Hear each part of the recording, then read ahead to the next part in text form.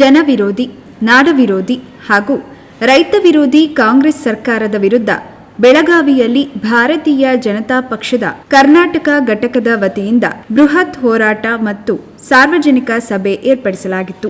ವಿಧಾನಸಭೆಯಲ್ಲಿನ ವಿಪಕ್ಷ ನಾಯಕ ಶ್ರೀ ಆರ್ ಅಶೋಕ್ ಅವರು ಈ ಸಂದರ್ಭದಲ್ಲಿ ಕಾಂಗ್ರೆಸ್ ಸರ್ಕಾರದ ವೈಫಲ್ಯದ ಬಗ್ಗೆ ಮಾತನಾಡಿದರು. ಇವತ್ತು ಬೆಳಗಾವಿಯಲ್ಲಿ ಅಧಿವೇಶನ ನಡೀತಾ ಇದೆ.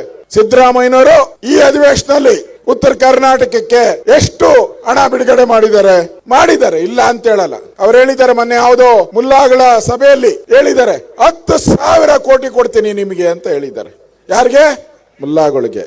ರೈತರಿಗೆ ಎಷ್ಟು ಕೊಡ್ತೀನಿ ಅಂತ ಹೇಳಿದ್ದಾರೆ?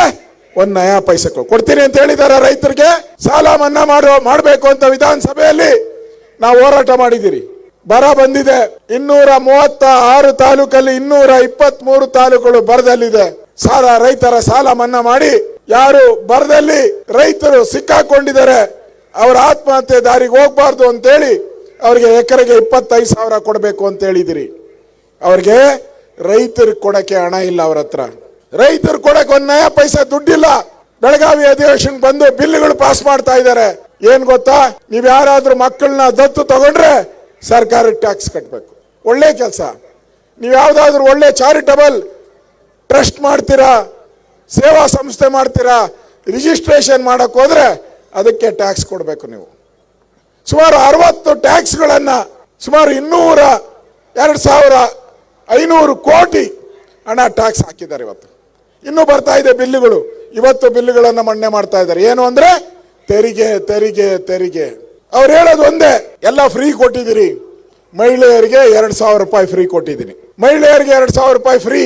ಅತ್ತೆಗೆ ಅಂದ್ರೆ ಸೊಸೆಗಿಲ್ಲ, ಸೊಸೆಗಾದ್ರೆ ಅತ್ತೆಗಿಲ್ಲ. ಅಲ್ಲೇ ಹಚ್ಚಿದ್ರು ಬೆಂಕಿ. ಅವರಿಬ್ಬರು ಜಗಳ ಆಡ್ಬೇಕು.